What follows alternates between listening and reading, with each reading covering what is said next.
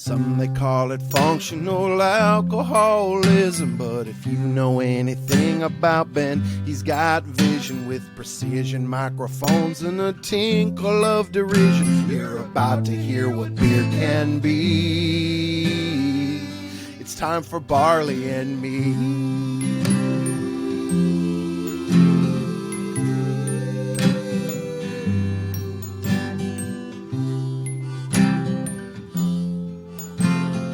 Welcome to Barley and Me. I'm your host, Ben Rice. It's episode 124. We're here today in our own homes. Well, actually, Mike, we're actually talking to Mike Mraz from Mraz Brewing. Mike, where are you at? I'm actually at the tap room. We are confined to the tap room. We close at 6, so it's almost 7 now, so I figured it'd be better to do it down here at the tap room where it's a little quieter. Yeah. We have kids at home, and it's like, it's a zoo. Yeah, so we're going to do a special episode, a little shorter, but a little bit weirder. Kind of taking that Hot Ones idea where you eat hot wings and answer questions. That was your idea. Yeah. We actually wanted to do it for our anniversary because I always like the food shows and that hot wing show where they have 10 different hot sauces. As you can see, some of them behind us. Some are on the show and some are homemade and some are just other ones we like and some of them that are just ridiculously hot. So I thought it'd be fun to do it for an event, and maybe that still could happen once we get out of this lockdown, is to have maybe you be the host and we have like 4 or 5 of the brewers sit down and do this question and answer thing. Okay. But this will get us an idea of how it could work. Yeah. And we'll see if it works out. And I love hot sauces. I love hot wings, so this is great. Thank you for asking me to try it out. I think it's going to be very fun. So for you, you've got your own hot wings. Did you make them yourself? What did you do? We just got them from the local pizza place, okay. Mountain Mike's. They do wings too. So we just got generic ones with no sauce. And then we're just going to roll a few in them. It's supposed to put a little bit on there. Oh, No, add a bunch. So I got mine from Granite's Famous Cheesesteaks and Wings on Foothill Boulevard in Roseville. I called them up like, hey, can you know that show Hot Ones? Can I get 6 wings that build up in heat? Is that okay for like the 6 wings? I know it's supposed to be one kind, but can we do individuals? They're like, yeah, we got nothing better to do. Let's do it. And so they gave me their lightest ones in like a little package, right? The 3 like not really that spicy ones. And then the spicier ones they individually wrapped. So I wouldn't get confused or they wouldn't blend with each other. So that's pretty cool. So I want to thank Granite's Famous Cheesesteak and Wings for hooking me up on that. And it's graniteswings.com. All right. Sorry about the ad. Got to do the thing. Otherwise, I'll forget. So this is we're going to do a ballpark, real easy one. This is the first question. You know, my typical first question would be, how's business? But obviously, that's not a great starting question right now. So I'm not. Yeah, that one's kind of at the end, huh? Yeah, that's a disaster. So my first question that I thought of. Oh, before I get into the questions, I'm going to tell you. I can't say this is Hot Ones episode of Barley Me. That's copyright infringement. So I came up with a few ones. We've got Quarant Wings, Barley or Quarantine Wings is also fine. Barley and Wings and Hop One on Ones. I don't know. They're not great. It's all I have. So anyway, the first wing question. So for me, I'm going to be eating a lemon pepper wing while I ask this question. Okay. Which one do we got? Get some ASMR in there for those fans. Right here. So we're going to do, this one's, I'm going to put it up the screen. This is Manzano. This is a homemade salsa that we made. Actually, my girlfriend Samantha made it, and it's made with Manzano peppers. So it's got a little bit of heat, a lot of character with it. I like it a lot. You can find it at the local grocery store. Local Safeway carries them, and it's fermented out, so it's really nice. All right. So for my first question, it's tell me about yourself, Mike, and Mraz Brewing, and what you'll be drinking while we do this interview. So. There's going to be long pauses in between here. Yeah. So right now, let's see. This is our curbside cerveza that we did a collaboration with Crazy Gringo Salsa guy. Okay. Oh, Nice. So we ended up making a true Mexican lager with the White Labs, I think, makes the Mexican lager strain. I don't know. I'm sure there's other yeast companies that have it out there, but that's the one that we ended up using. So it's literally called Mexican lager yeast. So we made just a nice clean Pilsner malt.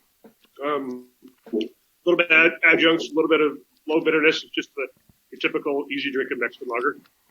Yeah, and on my end, I'm going to be drinking a Fallen Angel from Mraz Brewing. Very strange that I would be doing that. Good choice. Yeah, so it looks like we got a Belgian blonde aged in Chardonnay barrels with some Brett and some lactobacillus. Huh. Pretty nice. And I put it in this beautiful Allagash glass because I care. Nice. Going to be sweating here in a minute. But yeah, so tell me about, the Mraz Brewing Foundation, like how you started doing that and everything like that. How we started doing excuse me? Get just the Mraz Brewing story. What do you got? Oh, the story. So we started, we were going to have our 7th anniversary. So it's our 7th year that we've been opened. So let's see. Wow. It seems like it was yesterday, but then again, now it's like forever ago too, with everything's not being normal. We just started a small little tap room up here in El Dorado Hills and just wanted to make good beer. And I didn't want to be kind of just grow organically and let the business kind of work itself out and see what the market's going to hold for us. We like our Belgians and sour beers. So I knew that we really couldn't mass produce. We're talking like large quantities, but I mean, we've seen Rare Barrel and the brewery and a few of the other, and Allagash makes some amazing sours too. And they've done it at a larger scale too, but I figured it'd be easier for me to stay small and local and just continue to make good beer. And figured if we make good beer, people will come. So, and here we are 7 years later. And we've stayed true to that. And here we are. Yeah. And you're also knocking out those IPAs. I really love them. The West Coast King. Ooh, nice. Thank you. Yeah. Yeah. As we say, those keep the lights on and the sour ones are fun to drink. Yeah, exactly. Nice. Yeah. And you're also an award-winning home brewer leading into that. So you had like a pretty big. Yes. 2008 and 2009, I won the state of California Homebrew of the Year, and then I think we opened in 2012 was kind of the year we signed the lease. So a little bit of a gap. We was kind of thinking of, okay, now that we've got all these awards, I sort of know how to make beer, but do I know how to make beer on a commercial level? Yeah. Wasn't quite sure, and so we, just said, let's just go for it. We'll start small and see where it leads us. And so far, so good. I mean, I can't complain. I love our business. I like my model. So it's working. Yeah, I love it because like when you were opening, all of my big beer friends were like so excited that you finally had a spot to showcase what you had. Yeah. And they were excited to see what would happen when you went to a commercial level. And you just like right from the jump crushed it, which was great. So then everybody else heard about it that didn't know you before, and they all came, and it's been pretty good for you. Yeah. Yeah. Anyway. Yeah. So in this downtime we've got, I know you're a pretty avid cyclist. Oh, this is a question, too, by the way. We were to get our second wing. Okay. Which one do we have? Okay. So I'll tell you what you're looking for yours. So we have Friendly Fire, which is another hot sauce. This is one you can buy at the store. Mm-hmm. This one, no, it wasn't. It's from the hot ones. But that wasn't. It was just, somebody gave me this as a gift like a hot sauce pack. It's pretty good. Guava habanero. It's got a nice little sweetness from the guava, and then the heat lingers from the habanero. So most of the stuff, habanero is like bell peppers nowadays. It's like my palate has been ruined from jalapenos. We don't even eat those except on nachos. What even is they that? belong on nachos, and that's it. Yeah. So I have a teriyaki wing. They only had 3 really spicy ones, so I'm going to be real easy going on these. But so question number 2 that I have. So you're a pretty avid bicyclist in your spare time. So are you out there right now, considering that everything's kind of shut down? Are you out there exploring new paths that you haven't done before? Are you more enjoying your favorite paths now that they're less busy than they used to be? Or are you kind of sticking to indoor and close to home and work biking alternatives? It's been 4 weeks. 4 weeks, yeah. We've been in, sometimes it feels like 2 days, and other times it feels like 6 months. I don't know. Oh man, yeah, I know. I had to count the other day. I'm like, is it 3 or 4 weeks? I have no idea. You guys were down in Sacramento, so it kind of went is Sacramento County or San Francisco, Sacramento, and the Placer. And we're in El Dorado County, so we had a few extra days living the good life until we got locked out. There's been a huge amount of people out and about on the trails around here because we live right next to Lake Folsom. Even though the governor and they shut down the parking lots for the state parks, people still go. Yeah. They'll just park in the street. Yep. They'll park at restaurants that are closed. And so they're out and about. I usually ride on trails that are kind of more backwoods, hidden away. So there's not a lot of people on those trails. I've been so busy. I've been riding less now because of workload. And we'll get into that. And then riding my bike and being stuck home and quarantined. I mean, I'm still doing that and not going out as much. But a lot of my friends that are pretty much on lockdown or don't have anything to do in their job, they're out either digging new trails or riding, far away from the mass people because it's just easier to stay away from the hikers and dog walkers. It's just, Yeah. That's kind of what I figured. I realized I made a critical error. I forgot to bring any paper towels into this meeting. Okay. I am done. Well, I'll talk in a minute here. And then how about the next one? Or I'll just keep talking if you want. Yeah. You can run and go get one. Yeah. No, it's totally fine. I'll deal with it. I'm a professional, I hope. We'll find out. I might take it up on it later. But I'm just like, are there any hidden here? Is there something that I'm missing anyway? Yeah, so you want to move to question 3? Thank you so much for that input. I was like kind of thinking it would probably be a challenge for you, especially with like all the workload you have. Yeah, I wish I was riding my bike more. The weather's been so beautiful out here, and everybody's seen how nice it's springtime. So you should be out exercising and doing things, and I think it's good to see everybody out because they get to do stuff that they normally wouldn't do. But it's also, the other side of it is just make sure you're safe. Yeah. Not hovering in groups and doing all that, social distancing and all that things that need to be done to make sure that everybody else feels safe. So, Yeah, I think this leads directly into question 3. Good job, me. My third wing is going to be a barbecue wing. Nothing exciting there. Question number 3, how is Mraz dealing with this pandemic just in general business terms? Okay, well, let me get a wing first here. So Yeah. When we got here. Hi. Tomatillos and Thai peppers.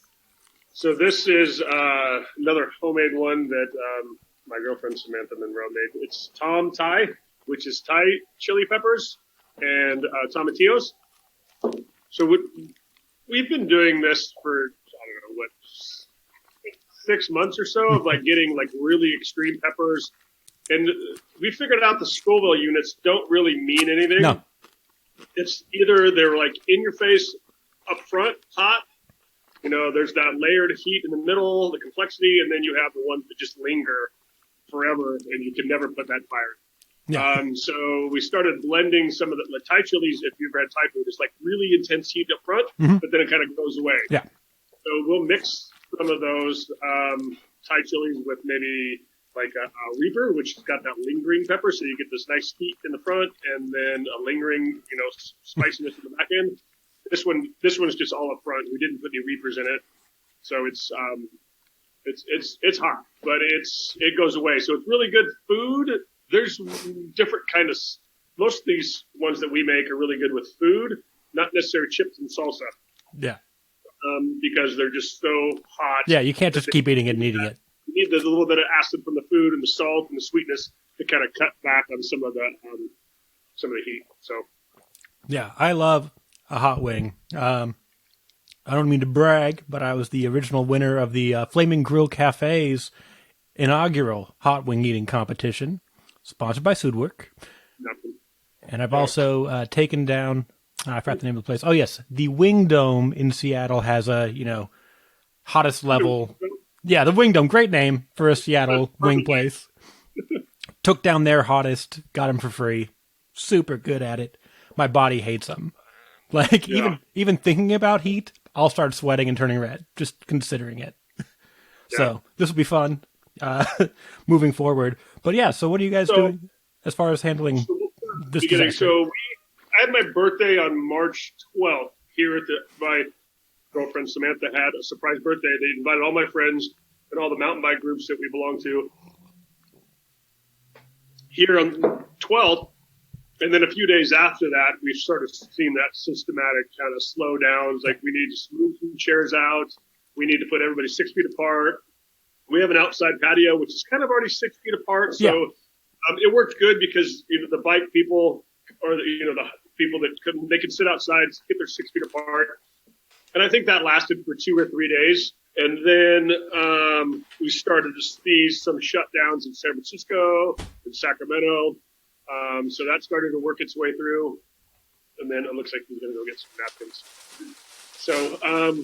So yeah, as far as how we've been dealing with, so at that point, we obviously they shut down the restaurant. So we'll say 50% of our beer that goes through our tanks goes out to draft, either through our place or other restaurants.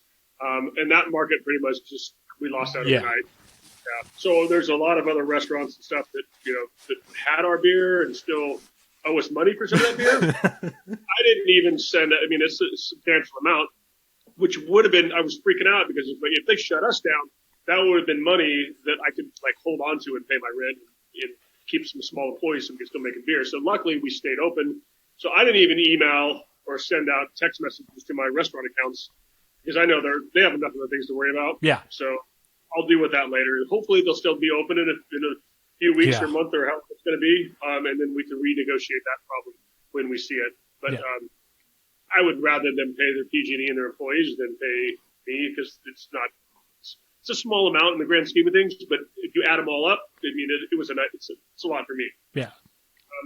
But asking for somebody for $150, $200, it's not a big, the grand scheme of things, this whole thing. I think everybody's got to take a little bit of the shorts to get through this to make it work, especially in the service industry. Yeah. So for us, we don't serve food. We do have chips and salsa from the Crazy Gringo and stuff. So I don't know if that considers, we don't have a restaurant. And so we don't have a huge staff. And if you've ever been to my place, we have one employee that works the tap room, except for Fridays and Saturdays. We did a little overlap. So manpower wise, it wasn't a huge deal for us. Yeah. And we still had good relationships with a lot of the can and bottle shops, which has turned into a nice little, we're getting beer out the market that way. And then we picked up home deliveries. ABC lets us do that. I guess we realized that we could have done that in the beginning. Really? It's not really labor intensive. So as the Type 23 license from the ABC, Alcohol Beverage Control, we're allowed to sell beer to homes. But the transaction has to happen on premise. So it has to be either a phone call calling here or an email or online ordering. I can't just have, wouldn't it be cool to have an ice cream truck? We can just play heavy metal music and Guns N' Roses and all the dads will come out and we can just drive the truck around selling beer. You can't do that. That's against the law because you gotta, the purchase has to be done at the address of the license. Yeah, probably just to make sure that where you're verifying the ID is a place that you can be fined for it if you fail to check an ID. It's probably just keeping track of where you're at as you're checking and verifying the purchaser. Probably, maybe? Yeah. Yeah, I don't know. Yeah, but that's just some of the rules that ABC have. So anyways, we put an online store together and you can order our beer along with quite a lot of the other small breweries. And then instead of delivering because we used to go to San Francisco and Berkeley and Santa Rosa, we kind of just cut off the Bay Area because I wasn't quite sure how that was going to deal with us as far as their lockdown versus our lockdown. Yeah. So I said, let's just not distribute to the Bay Area. Let's hold off and let's just do Sacramento and we'll do our home deliveries and have our drivers just do the beers around. And if I'm selling enough to pay for their income and the beer, then I'm totally fine. I don't just keep our customers happy, my employees employed, and we'll make it work for as long as we need to make it work. So far it's been good. Our bottle shops and can shops have picked up a little bit where the restaurants kind of slacked off. But as any small brewery, canning beer is labor intensive. So we've literally been doing that nonstop. And our tap room has been turned into I'm looking at it now. It's just stacks of cans and labels, and we got a bottle filler in the back, and it's turned into a full-on distribution center and stuff that's happening. Yeah, I was kind of wondering, since you mainly, like you said, you're kind of known for your sours and things, and Belgians, those ones can kind of sit for a little bit longer. Do you think that you're in a better position than people that focused on like IPAs, where they have to like turn them out so quickly? We still have our sour portions of small. Well, let's say we have two different types of sours. We have our wild ales, like the one you're drinking, the Fallen Angel. Mm-hmm. Those are those more eccentric and specialty ones that go really good with food. You're not going to pour, 4 or 5 of those. You're not going to break one of those open at 10:30 in the morning and start. You're going to have, True. Day drinking. Yeah. But we do have what we call our American sours, which is like a traditional Berliner Weiss or a kettle sour that are refreshing, and we're selling quite a bit of those to our bottle shops and even out of our tap room and our home delivery. So that's been good for us. But I don't know, it's interesting because we're blessed that we're still selling beer and still keeping the lights on. At the end of the day, we're nowhere near what we were before this. No. But we've been in a good shape, probably better than most that's in this side of this industry. So we're small. We can kind of move around a little bit. We don't have, 250 seats that need to be filled. Yeah. Our tap room can fit like 30 people, which is not a huge amount. So as long as we can do some deliveries and have some people walk in the door buying a few 4-packs and a few bottles, we're doing okay. Yeah. And I was wondering, also, this is still not question 4. I'm a monster. This came to me the other day. I'm like, would you say you're selling more like high ABV, get drunk quick, or more, drink a bunch of these so you can get drunk throughout the day type of thing right now?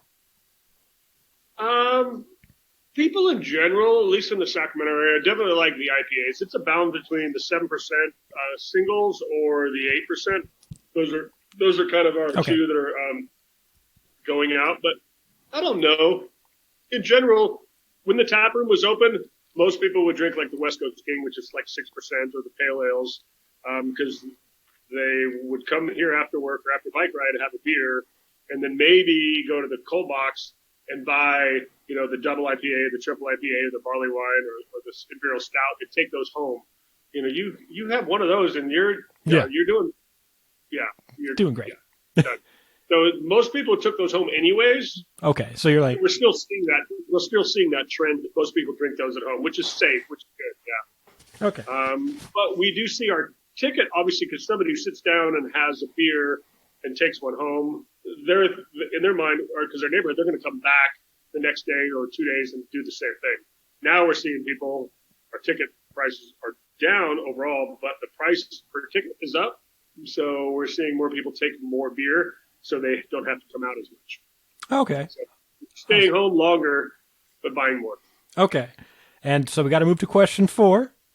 And so I'm going to get into my first one. This is just a buffalo wing with buffalo sauce. I don't know what you're doing for your wing number 4. How are you holding up, considering you're going much hotter than I am?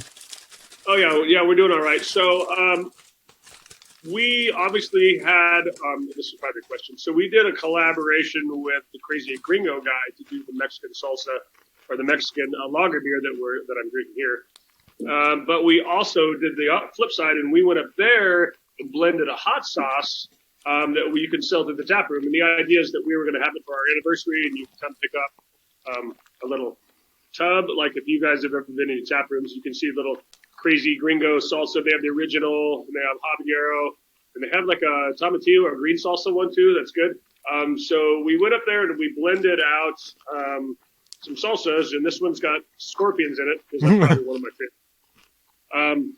So it's good. It's got a little bit of heat. In the grand scheme of things, it's on the higher end, but nothing. It's kind of the high end of the chip and salsa kind of flavor. Nothing you can't handle.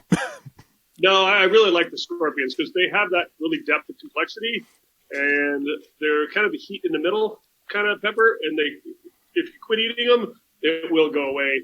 Okay. Eventually. I love ones that have like so much flavor. I love heat, but I like heat with flavor, not heat for heat's sake. And habaneros has that, and scorpions are like a level above habanero. So if you like habaneros, Scorpions are the next level as far as getting some heat with that really good complexity level. All right. Okay, so here. Let's dig into that wing. All right. So question 4, we've kind of gotten to this earlier, but we're going to get into detail. Your anniversary is supposed to be right around now, 7 years. Yep. So what was your initial plan as far as what you're going to do, and how has that changed? Well, I'm obviously here with just me and my girlfriend and not, 200 other people. Yeah. So it's been, sorry to sweat a little bit. See, that's the scorpion peppers. We normally kind of have the tap room open, and we do the outside patio area. We get the ABC permit. We can take out the parking spots, stack beer. We're going to rent their little trailer that they have for Beers and Sack. They have a nice air-conditioned cooler that's got 10 taps on the side of it.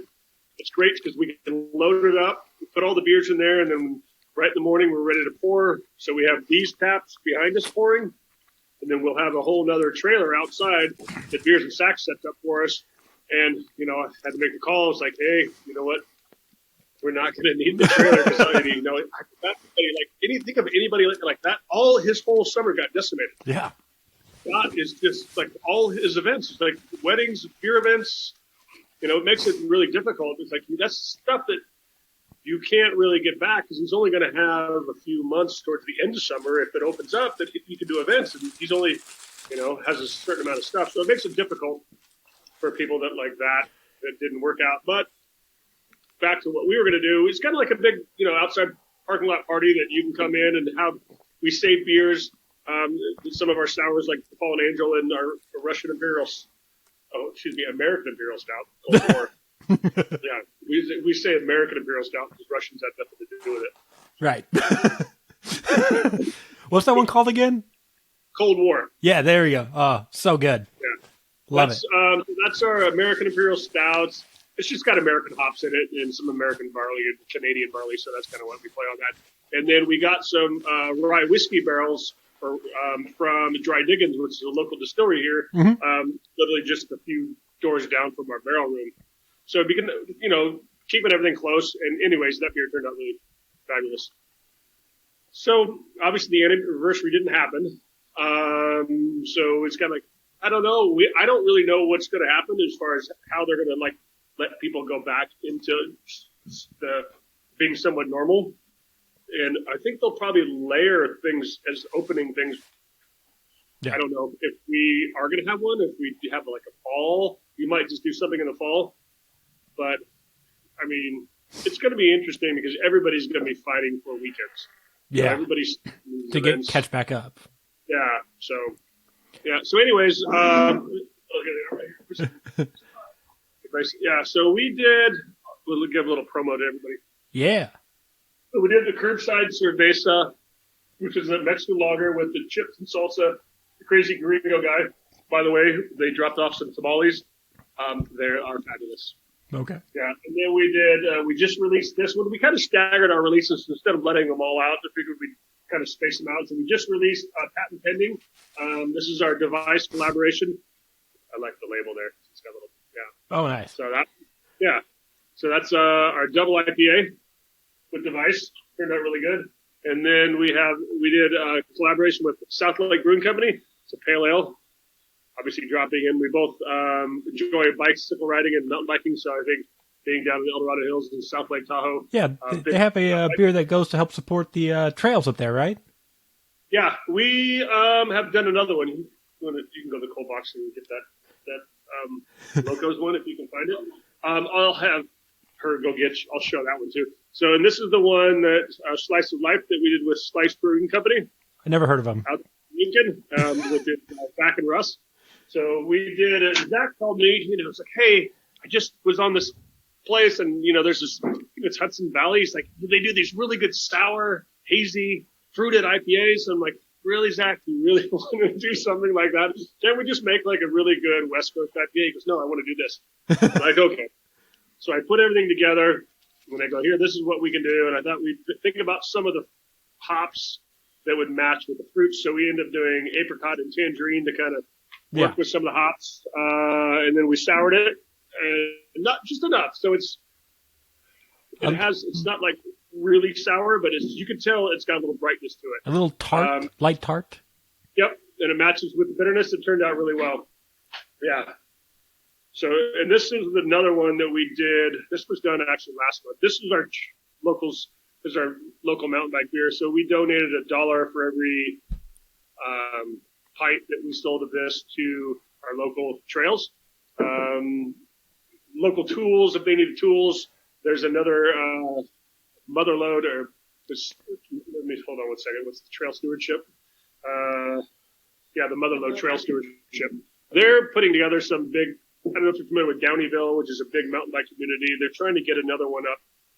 Some nice trails out by Ice House, which is halfway up 50. Okay.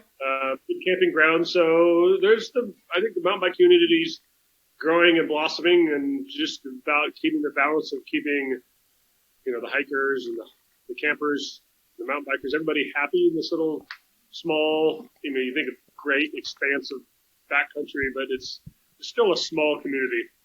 So it's interesting to see the politics side of that large land use, which is interesting. Yeah. So we do what we can. We're small, but every dollar helps somebody do either a tool or some trails. So it's all good. Yeah. I'm trying to think of like ways that help get you out there when you're doing your 7th anniversary redo. Maybe do like 7 days of beer, so that way there's like a new release every day throughout the week, and it's like maybe minimizes your crowd. They don't have to be all there at once, but that's also like not really a party, like. Yeah, we thought about doing a week-long event. We'll just revisit that. We talk about this whole thing that just happened with us in this lockdown and the pandemic, and it does kind of suck in a big way that we didn't get to share everything with the anniversary. But we did have a lot of good beer ready to go, and packaging and labeling was already done. So that's definitely been a blessing in disguise that we've had that ready to go. Now that we can offer those beers to the general public and the home deliveries and some of the other bottle and can shops around. So that has helped us as Mraz Brewing Company just kind of like it fit in at a good timing if there was ever a good timing to have a backlog of beer that we can sell. Yeah. And I've been to a few of your anniversary parties. I think I've been to 3 or 4 of them. They're usually packed all day long. So it's not. I don't think you're gonna have a problem with that, where people aren't coming to support you because people love your beer. Yeah. But you can also do an after party. Have like another one on like Tuesday or Wednesday or something that's got like kind of the dregs of what's left. I don't know. Beer Week's supposed to be the end of this month. So, obviously that's probably not going to happen either. And we have our big sour. That's one of the big things that we've always done is all sours.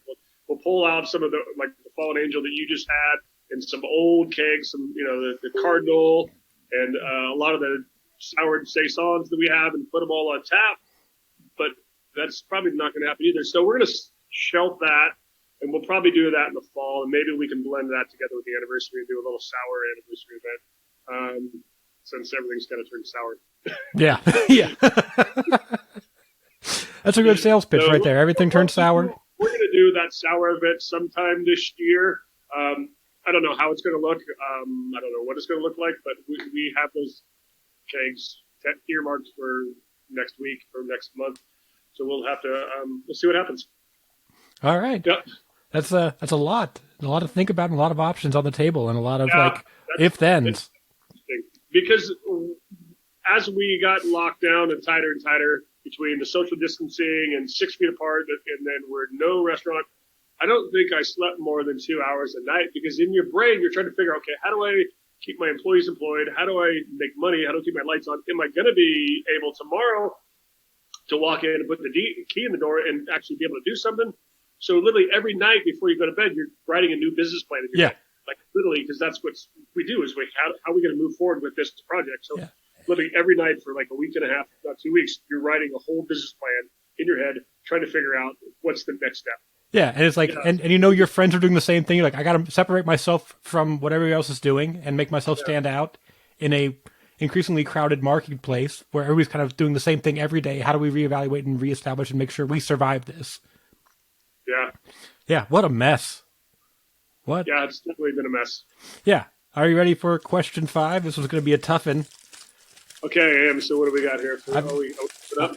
I have an Inferno wing. So, What do we got? This is a scorpion, right? Yeah, it's gonna be scorpion. It's wonderful left. So Did you this is, are you going to get to the bomb last? I am gonna be. So this is, I mean, you can see that, born to hula. So this is obviously scorpion on the label. This one's got some heat. The scorpion, the go-go scorpion that we made with the Gringo has just got a nice little bit of touch of it. This one's full-on condensed scorpion pepper. So this one's hot. okay. So this is the first one that's going to go, yeah. I'll need a whole pint after this one. This one's. Oh boy, I only have half of my. I didn't plan this at all. I am very dumb.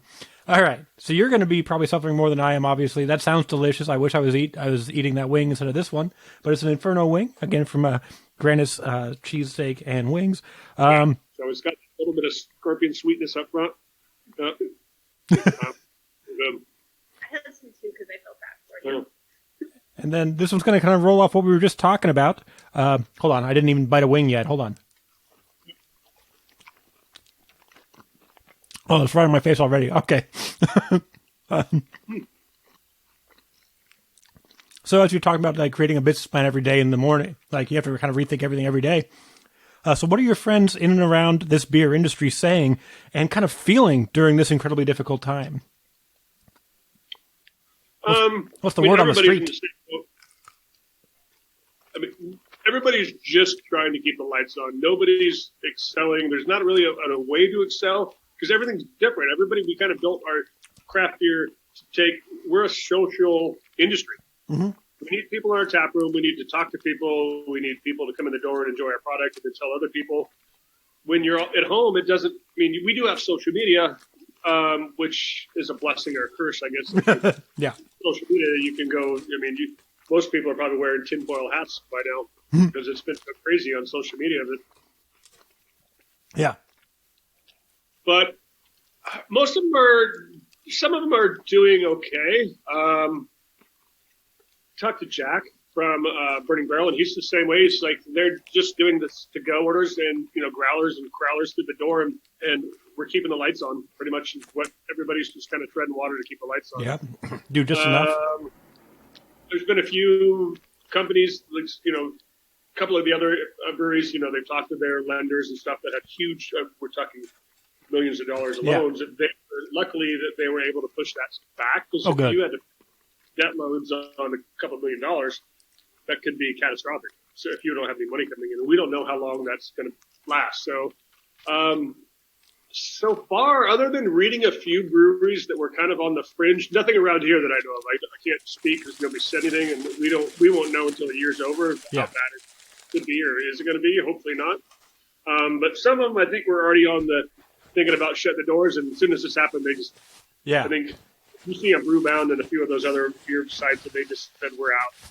They're just not going to figure it out. So, which sucks. Wait, did you say Brewbound closed? What's that? Did you say Brewbound closed, or they reported that people were closing? No, I think that's another brewing information, a social media thing that they were posting a few other breweries around the country that's just tapped out. They said they just couldn't do it. The ones that were already... I don't know if anybody here. So I think everybody's able to at least hopefully hold on and make it work. But the problem is, even with the payment protection plan that the federal government talked to us about small business, like, hey, we're going to give you this low interest loan that if you can keep your employees on the payroll, we'll help forgive some of that. I'm on a few groups, and I don't think I know of anybody that has yet been followed all the way through that plan and having that applied to their bank account. So I don't know how much of the funding. We don't know. Yeah, so, it's like you have to ask, but you don't know if you're actually going to receive, even with the promises. I applied for it, but we'll see because who knows what's going to happen. And they could say tomorrow that we don't like the way that the social distancing is going, so we want everything shut down. Yeah. So at some point it could be worse, or they could decide that they like the way it's going and lighten up a little bit.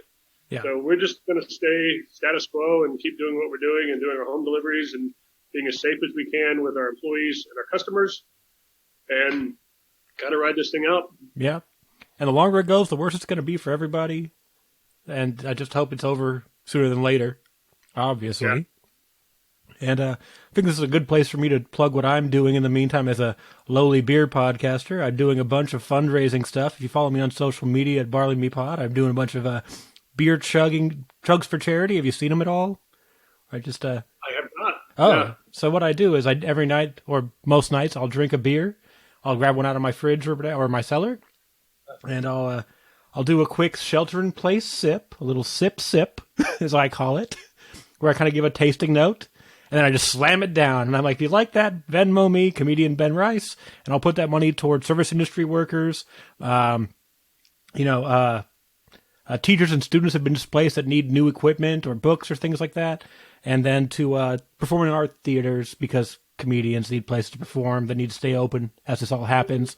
And then if you buy a Barley and Me shirt through Zen Threads, zen-threads.com, every penny I make on those shirt sales is going to go right to another round, another rally, which helps support service industry across the world. So fucking awesome. Killing it. Yeah. So that's what I'm doing. I'm like, that's something to do. I don't really do a lot of beer reviews or chug stuff. This is a chance to kind of expand what I'm doing and hopefully get some more viewers. Yep.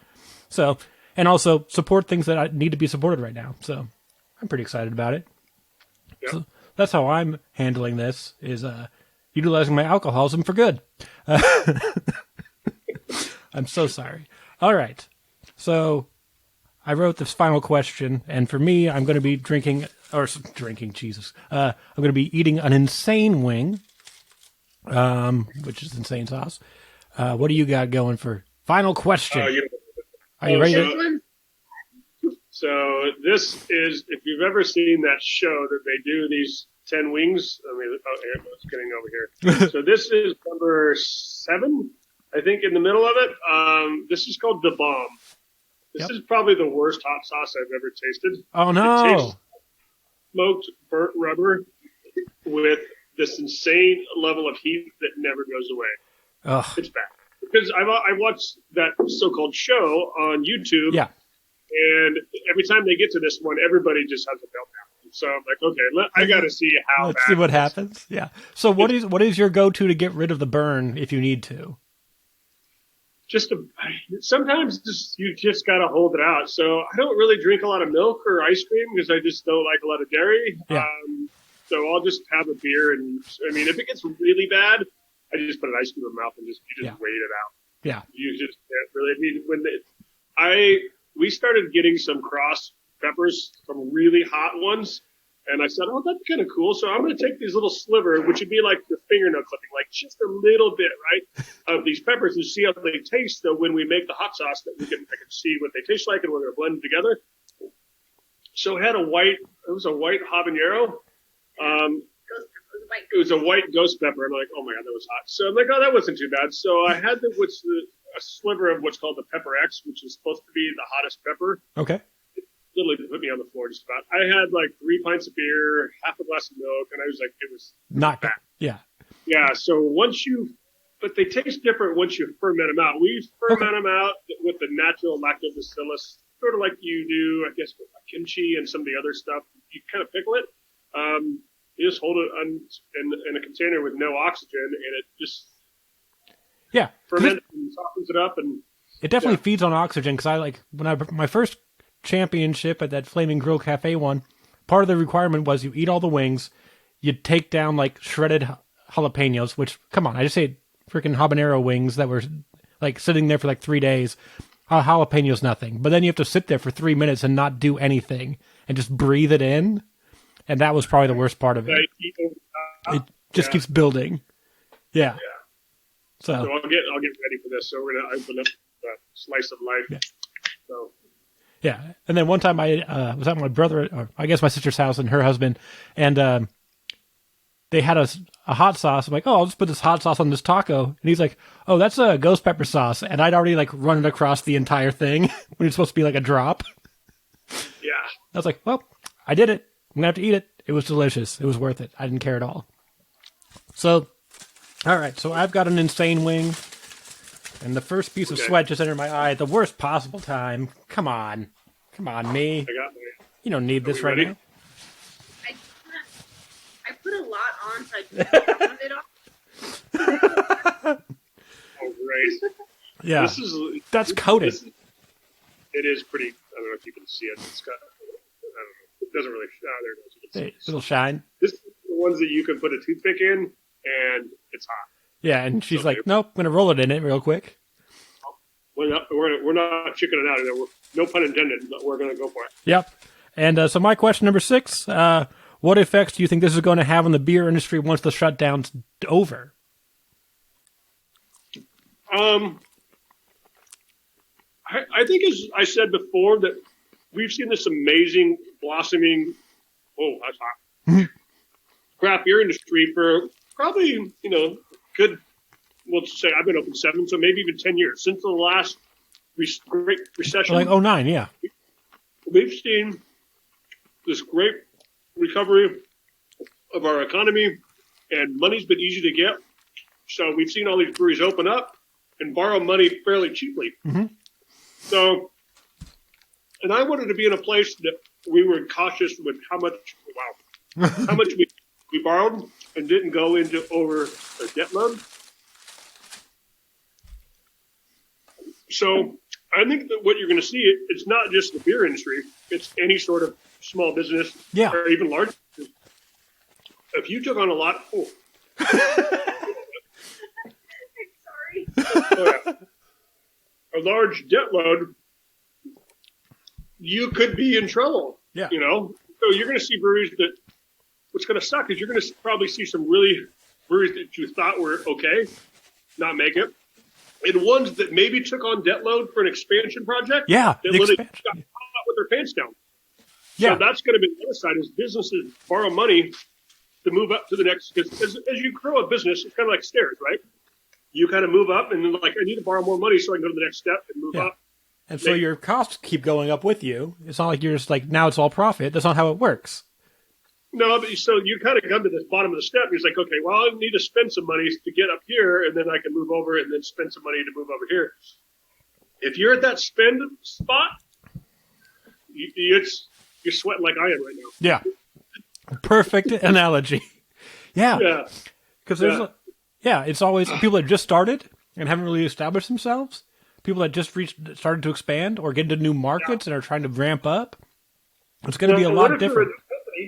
I don't care what you own or what you do. If you have no relationship with a bank or somebody that you can borrow money from, it becomes difficult. At least I've been around for a while and I have some sort of establishment credit and a good relationship with my bank that it's like, hey, I called them up and said, hey, can we make sure everything's good here? If I need to push something off, or can I get an extra, allotment on my credit line just in case some goes sideways? We're already covered. What if your bank says, you don't have any history with us? And so no. Yeah. And even if you do, they might still be like, well, we want our money, which is so insane because the banks are going to be fine. They could just be like, we're cool for a few months. And I hope they do that. Follow through. I agree. Every bank is different. And so I deal with U.S. Bank and because they're right across the street and convenient. And they've been good. And overall, so far, everybody seems to be decent, but hold on, I'm crying now. Yeah, it was hot. Yeah, that one's just ridiculous. Yeah. Mine on my end, my Inferno didn't really taste like much, and it's a slow burn. It's slowly getting hotter, so I'm going to keep talking, getting airflow on it, so it just burns me out. Yeah, see, I'm already going to. Yours is much harder than mine, so yeah, please, you're doing great. So I think it's just going to be. It's a small business. We don't rely much on the government. We rely on our neighborhoods, our long hours of work, our friends and family, our consumers, our customers. So those are the ones that are going to keep us alive and keep us going. I don't think in the grand scheme of things that any of these $1,200 or whatever you're going to get or whatever it is, it's going to make a huge difference on keeping all the mom and pop places open. Yeah. So I just can say, if you like somewhere and you want to see them open, go visit them and buy something from them. So that's probably about all you can do. So yeah. And for me, like those performing arts theaters, I'm like, I know they're not open, so I just have to send them money. Like, here's money, just pay your rent. I'm sure I'm not paying them their rent payment for sure, but like a little bit towards it, like just because they're a little bit it helps. That we do business with, I'm like, you guys, it's just just make it through this. Yeah. And we had music people lined up for our anniversary, and the same thing as Thoroughbreed's not doing anything either. Yeah. Yeah, you know, as much as I do, is like everybody, all that. Yeah, they just got hammered. Everybody has to figure out like how to adapt to, like, for a short period of time. How do I maintain what I'm used to? And it's very difficult. Like, I think a lot of people are worried and they're scared because it's not your normal 9 to 5 that you used to for 20 years. Like, all of a sudden everything just got thrown up in the air, and now you got to figure out which to pick up and what do I need to do. And it's not so bad now because everybody's okay. But in the beginning, when we saw San Francisco get shut down, and Sacramento, and the Placer, and then El Dorado, it was weird. We had some lady called on my phone and left a message like, I just called 911. You got people in your place, and like they were freaking out that we were not social distancing, and we're letting the sheriff know. I'm like, what's like? Everything's fine. I don't know. Maybe she looked in the window and saw 2 people in here in the fridge instead of like 1. I don't know. Yeah. But people are weird. Yeah. And I don't want to say that we don't need to be a nanny state either, but like just relax. Everybody knows how to self-control and self-contain and be respectful of everybody's space. And you got a few people being a little bit too weird. Yeah. Hopefully that goes away. Yeah. People need to realize we're together, and it's just got to be together. Yeah. I was just at a little small, restaurant yesterday that I think is more like a niche type. It's a fish and chip place, and I was there on a Friday, and this guy was complaining about how long it took for him to get his food on a Friday afternoon. He's like, "How long does it take to cook fried fish? 10 minutes?" And I've been waiting for 40. And people were like, "Shut the like." Everybody came down on him. Like, you don't understand. Like, this is busier than they usually are. It's a different world. Like, just calm down. like when I got there's a line of 20 people. So it's not going to be 20 minutes to feed 20 people if each thing's 10 minutes. And who knows what fryers they can use and how many employees they have. So it was great to see everybody just kind of tell this guy, "Hey, go pound sand. You are wrong," which was a lot of fun. Like, what else you got to do? Yeah. All you're doing is just sitting around. This is probably the first time you've been on all day. Yeah. It's like, if you think it takes 10 minutes, go home and make it yourself, buddy. Like, go get out of here. We don't need you. But, yeah. Just be glad you're outside and be a little respectful of everybody else around you. Yeah. That's the best advice you can give is just be respectful and make everybody else's day a good day. Yeah, we're all dealing with the same thing, but we're all coping with it differently. And like, anger is not helping anything. Yeah. Like, it's okay to be angry and be frustrated, but don't take it out on people who are trying to make it easier for you right now. That's crazy. Yeah. Yeah, that's true. Be understanding that we're all adapting.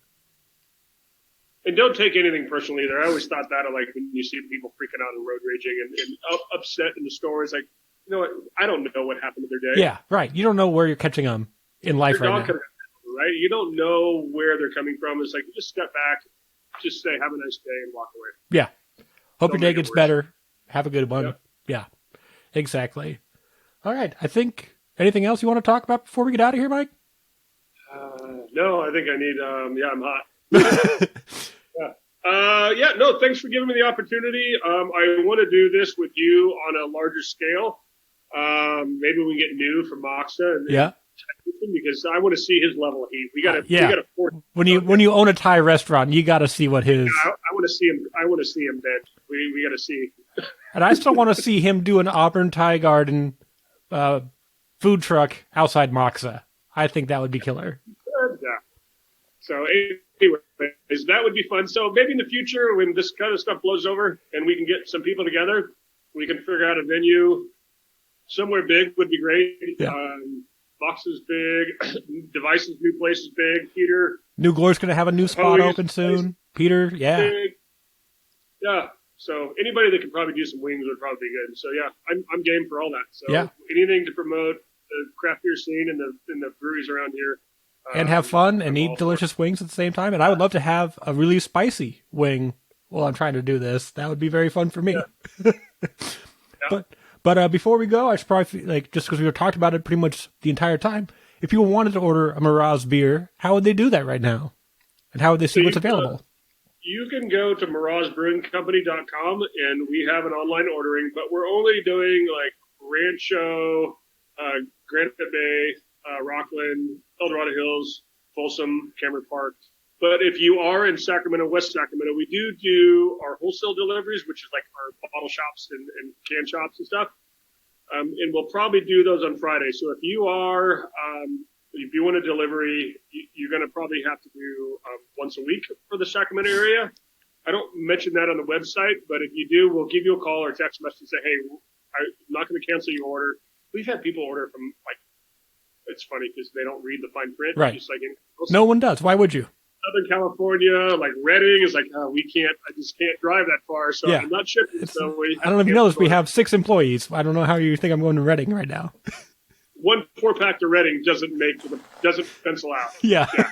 Oh, but if you are in Sacramento and you do want some beer and you do want it delivered, we'll try and get that to you Thursday, Friday. But if you do order, we'll text you and say what day that we're coming. So we're trying to please everybody, trying to keep my employees busy as long as it makes sense and pencils out for both my employees and getting the beer out to you guys. We'll do it. So. And then if they want to see that beautiful beer footage, where can they find you on Instagram? We have 2 Instagrams. We're Mraz Brewing Company on Instagram, and I'm Mike Mraz. So I'll post stuff. I got some bike stuff, obviously, some car stuff. I'm into muscle cars, so I do a lot of stuff like that.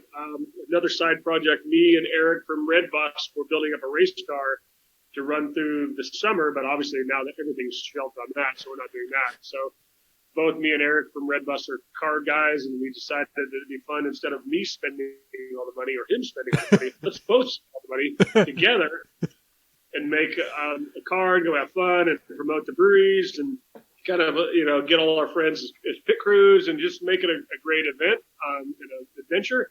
But that's on the sidelines, just like probably 1,000 other things on the sidelines. Are you going to do a standard, like, sedan type race car, I assume? We got 98 Chevy Camaro. Okay. Total Camaro. I'm not a Chevy guy, but you can't beat the bang for the buck. Yeah. Parts are easy to get.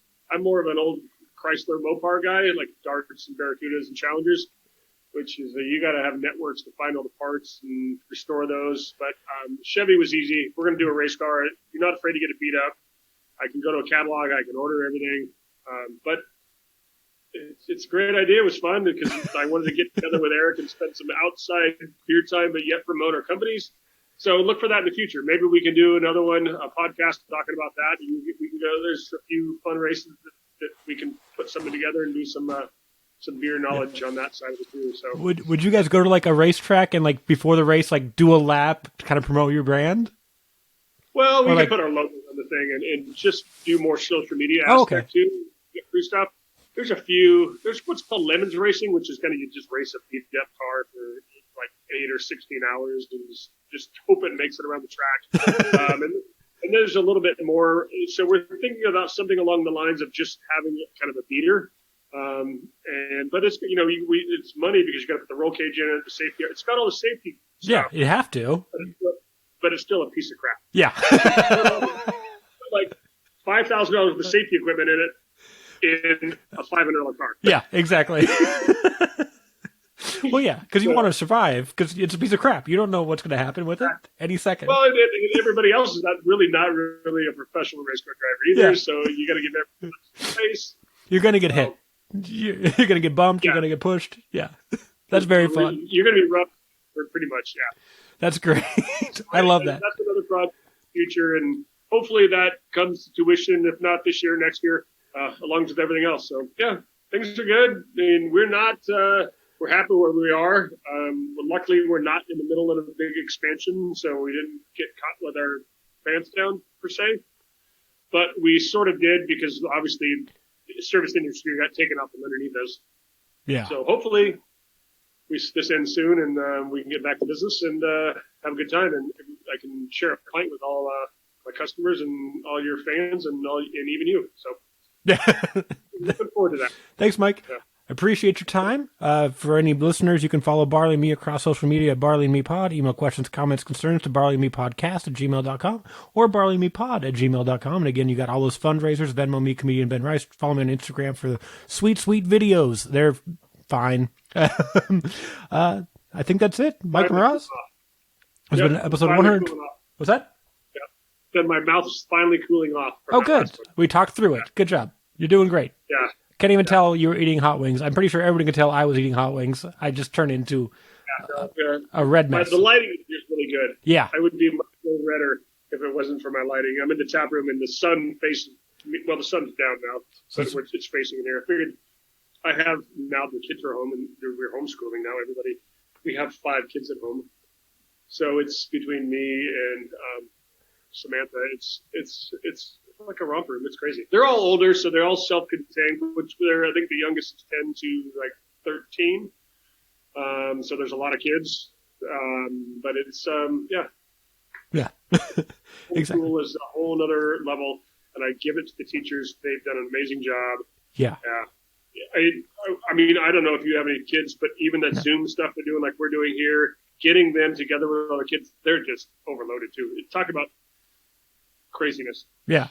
I'm in constant contact with my teacher friends to see what they're doing because I'm always wondering how are you adapting, and like the quickness they turned it around to figure out how to make a classroom is crazy. Yeah. All right, let's all get out of here. This has been episode 124 of Barley and Me with Mike Mraz from Mraz Brewing. I've been your host, Ben Rice, with the Barley and Me podcast. Thanks so much for listening. Get home safe, or stay home safe, I guess, is how we say it now. These sign-offs, they're the worst. You shouldn't be anywhere. You should be at home. Right.